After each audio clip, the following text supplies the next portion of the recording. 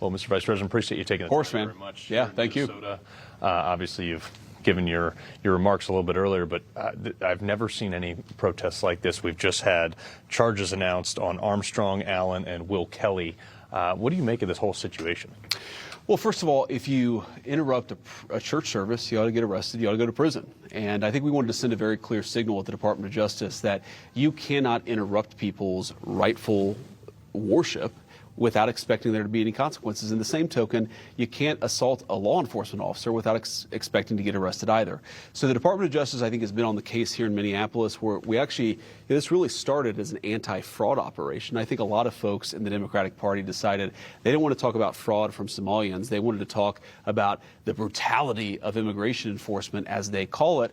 And so what you've seen a lot is this sort of viral effort to try to inflate what's actually going on, to overstate the wrongs that have been committed and understate the very serious problems that we have with immigration enforcement in this country for a long time. And they're just trying to distract. They think that if they can turn ICE into this evil monster, it will distract from the fraud and it will distract from the Biden open border. And we're just not going to let it. We are not going to let that happen. Yeah, well, you know, this is another thing, too. You were actually the one to announce the Assistant Attorney General now going to be looking into these types of cases. How many more of these do you think we're going to see? We can hear the protesters outside. Yeah. How many more of these do you think you're going to see nationwide? How many more arrests do we think we're going to see nationwide? I mean, look, I think we have a fraud problem that is much worse in California than it is in Minnesota. I was talking actually to our small business administrator. I think she's found probably $500 million of fraud in Minneapolis and the broader Minnesota area. I think she's found $7 billion worth of fraud in California. So this is unfortunately a problem that is much bigger than Minnesota. But it's also, it highlights how absurd this effort to prevent the immigration enforcement is. If you look at blue states, blue cities, you look at Memphis, Tennessee, not a Republican mayor. You look at red states like Texas, but blue cities like Austin. You do not see this level of chaos over the enforcement of our immigration laws.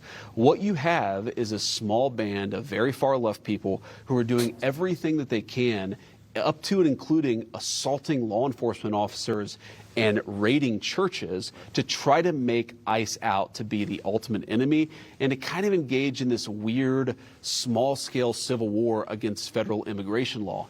It's absurd. It's added a lot of chaos here in Minneapolis, and it's one of the problems why I'm here to fix it. Yeah, well, sir, the other thing, too, is we can cut all these programs under this administration we want, but if Congress doesn't stop allocating the money, the next administration, if a Democrat takes it, they could just reinstitute it. Are there any steps in place to make sure that it can't be reallocated to these things that were historically fraudulent? There absolutely are, but it does require Congress. And this is one of the things where, you know, we've been very effective, for example, at DOGE, at cutting out a lot of fraudulent money that went to various places. We've been identifying a lot of fraud. But if the money is still appropriated, you're exactly right, the next Democratic administration could come in and actually re-implement and reinstitute a lot of that fraud. I hate to say it, but we need some more good Republicans in Congress to fix that problem. Our margins are so small, we could probably get some very good legislation out of the House. I think in the Senate, where you might need 60 votes, it's going to be very hard to imagine 7 Democrats joining with our anti-fraud efforts. That's a horrible indictment of the Democratic Party, but we're going to do as much as we can at the administration level, at least to show the American people, like, this is what it would look like if you had an administration that was committed to protecting your tax dollars as much as the Biden administration was committed to protecting illegal aliens. We hope that that will actually serve as a good reminder for why the American people should keep on giving us more ability to make these anti-fraud efforts more than just a 4-year thing. Right. Well, also as the president of the Senate, you know, obviously President Trump's talked about potentially getting rid of the filibuster. There's a number of Republicans that are warming up to it. I know I, for one, am flipped on it. I'm like, yeah, do it. Pull the trigger. We should. What do you think we should? Yeah, we absolutely should, because, look, the Democrats are going to do it the next time they get in power. If you go back to when Kyrsten Sinema and Joe Manchin, 2 people I really like, by the way, who I served with in the United States Senate, they were run out of Washington, D.C. by the Democratic Party. Why? Because they refused to blow up the filibuster. Now, why did Democrats want to blow up the filibuster? They wanted to add Puerto Rico as a state. They wanted to give the Democrats permanent control of the United States Senate, and they wanted to pack the United States Supreme Court. So we know that that's what Democrats want to do. We, unfortunately, only have 40 or so Republicans in the United States Senate who would support our effort to pass, let's say, common sense election integrity or common sense anti-fraud laws. So you do have 8 or 9 Republicans who are part of the old guard. But here's the reason why I don't get too depressed about this, man.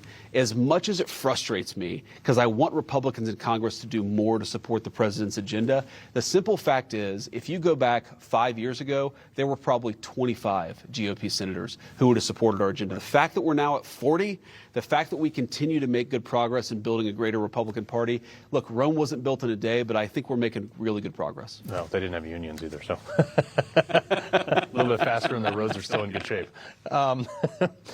Let's get to Greenland. You were recently in Greenland a couple of months ago. Real cold. Here in Minneapolis, I feel like I'm in Greenland. Yeah, exactly.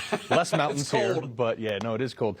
President Trump's making progress. Look, I applaud the fact that this is actually even going forward at all to the extent that it is. What is your end result that you envision as a perfect deal for this, and how close are we to that? That's a good question. I think the president is working out the details, so I don't want to prejudge exactly what those details will ultimately look like. But at a high level, number one, we want to share in the wealth of this beautiful landmass with a lot of minerals and a lot of resources that fundamentally we're protecting. Americans may not appreciate that, but it is the threat of American power that keeps Greenland safe. Everybody knows that China and Russia have national security interests there. Everybody knows they would love to take it if they could. So what keeps Russia or China from invading Greenland? Is it the power of Denmark? As much as I love Denmark, no. It's the power of the United States of America. So the fact that we're implicitly protecting it means that we should share in the prosperity of it. It also, and this is the most important part, man, it matters for national security. If you ask yourself, what happens if, God forbid, some foreign country launches an ICBM to the United States of America? Our entire missile defense system could be destabilized if you don't control the Arctic. That means Americans are less safe, and that, again, is why we have this implicit protection over Greenland. It's absurd that it's taken people so long to realize that obvious fact. Well, actually, my favorite spectator sport was watching you go to the same globalist a little less than a year ago. I mean, scorched earth, sir. It was quite awesome to watch. But a lot of those people now are saying they're not going to work with him. But NATO is the ones that say, hey, we have a framework for this, but you still have people like France and Germany that are unequivocally no's on this type of stuff. What do you say to them? You know, they're unequivocally no's in public, but are they actually unequivocally no's in private? Absolutely not. And I found this a lot with European leaders where I don't know if it's politics, but they almost feel like they have to puff up their chest and posture symbolically in front of the President of the United States. We will not spend 3% of GDP on defense. And now, of course, they're all spending 5% of GDP on defense. A lot of this is just politicians playing politician games. What I love about the president is he kind of ignores that. He just goes on and goes about his business for the American people. I think we're going to be able to find an accommodation with Europe. It's one of the big things that people don't understand about this administration. They think that the president, or they think that they think Marco Rubio, that we hate Europe or have some problem with Europe. We don't. We love Europe. Why do we want Europe to control its borders? Because we love European civilization. We want it to preserve itself. Why do we care about economic growth? Because they're one of our most important allies in the world. We share a common civilizational heritage. You can't drive your economy off a cliff. Why do we care about NATO? Because we want Europe to be able to defend itself if, God forbid, they were invaded. We actually love Europe. We love Europe so much we're actually demanding that they do what their own leadership refuses to do, which is look after themselves and be smarter. But they've essentially cannibalized their own population by, allowing mass migration, huge social programs to burden the people who do pay taxes. Their farmers are going out of business. They can barely feed themselves. Yep. But that is the basis for the, it's almost like I rope the EU and NATO side all into one over there. Is it time to reconsider our membership in NATO now, especially if they continue to fight us on Greenland? Well, what the president said is that he wants NATO to be stronger, but he wants it to be self-sufficient. He doesn't want NATO to basically be an American security umbrella where our troops have to go over there to fight to defend Europe. He wants Europe to be self-sufficient, and I think that's the right model. But you're exactly right. Europe has absolutely gone down this path. Luckily, it's not there yet. But they've gone down this path of civilizational suicide. I mean, if you look at just electricity prices, this is why the president always criticizes windmills and some of these more fake forms of energy.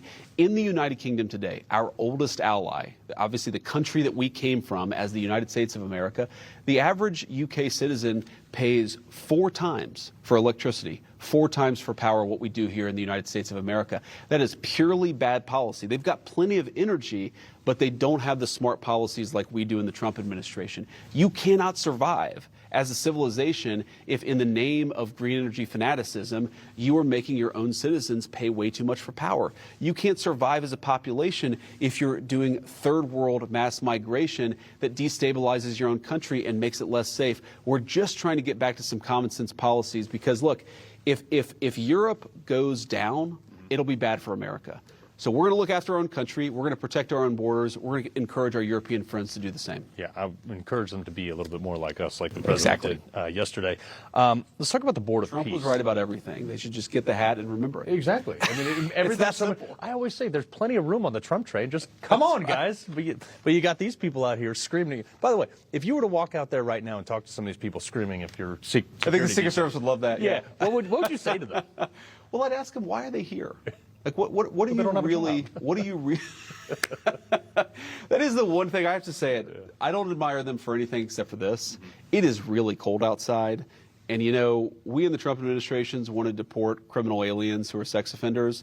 It takes a certain level of commitment to sex offender criminal aliens to stand outside in negative 40-degree temperatures and attack the Vice President of the United States. But, man, they are committed to the bit. But fundamentally, they have lied about our ICE agents. They've lied about our immigration enforcement operations. And I'm just curious, why are they actually here? I think that if you talk to them, what you'd realize is that most of them don't actually know. Most of them have been fed a bunch of lies. And most of them fundamentally are people who think, if you really drill down to the root of it, they think that all immigration enforcement is illegal and immoral. We don't. Yeah, it's shocker, like these things called laws. Yes. I want to get Iran. We just started sending a carrier battle group that direction. Where do you see that going? Well, obviously, the president has a lot of cards he can play. I'm not going to reveal exactly how he's going to play them. But look, I think we just want to make sure that we have options. We have a lot of forces in the region. We have people who could be endangered. Part of our entire alliance structure over there where, you know, Saudi Arabia and these other countries invest a lot in the United States of America. We got to make sure, of course, that we have people over there to protect our assets that are in these parts of the world. And I think the president just wanted to make sure that if, God forbid, the Iranians did something very stupid, that we had the resources necessary to respond to it. Yeah. Every straw poll has had you ahead by margins for 2028. All right. I know you don't want to take away from the president's current agenda, but what do you think? Well, look, I think that people, to the extent that that's going well, or, you know, I don't see some of these polls, but if you're right, I think it's because people are happy with President Trump's agenda. Yeah. And my attitude on this is whether I run or somebody else runs, if we take care of business, the politics will take care of itself. And I never wanted to get in this job, and so far I've done a very good job at this. I've never a year into this once let some future possible job affect the job that I'm doing. I'm loyal to the president. I'm loyal to the agenda. And if we do great things for the country for the next 3 years, I don't worry about the politics. It'll worry about itself. Yeah. You know, I got to say, the memes, the fact that you embrace the memes, that maybe possibly, too, the other memes for Secretary Marco Rubio may be the new nanny for the congratulations, yes, by the way. That's right. Thank you. We're very excited. Marco's going to be the highest priced nanny that we've ever had, but great. Yeah, between being DNI and Secretary of State. You know, what's another job when you've already got 4? It's fine. So, but no, seriously, congratulations on that. I'd be remiss. My wife would kill me if I didn't congratulate you on that. Well, I really appreciate that. We love kids. We love babies. And, you know, it was this interesting conversation Usha and I have been having, which is, do we want to have a 4th kid? And my answer to that was yes. Her answer was maybe. But eventually, as Jeff Goldblum says in Jurassic Park, life finds a way. So here we are, baby number 4 on the way. And he also said, must go faster. So maybe we can get some of these deportations headed up with that. Well, that's exactly right. We do want to ramp up the deportations. But you know, we inherited an ICE that was totally destroyed by the Biden administration. Many of the people that we hired because of the big, beautiful bill haven't even started yet. Some of them haven't even started training yet. So ramping that agency back up, it's very important to us, but it's going to take a little bit of time. I will say 2.5 million in the very first year, 2.5 million fewer illegal aliens in this country. It's a lot of success to hang our hat on, but as President Trump always says, go faster. We need to do more. Yeah, and lastly, on behalf of, I'm obviously an enlisted guy, you're a fellow enlisted, not of a lot of enlisted guys in higher office. We just wanted to say, thank you for what you've been doing. It's a great perspective that we see coming from you, sir. I appreciate it. It's good to have a member of the E4 Mafia in as close to the Oval Office as possible. I joked once to the Commandant of the Marine Corps that the reason I really wanted to run for Vice President is because I really wanted the Commandant to have to salute a corporal, and here we are. Sir, Thanks, thank man. you very much. Good to see you. Appreciate it. He loves the Constitution.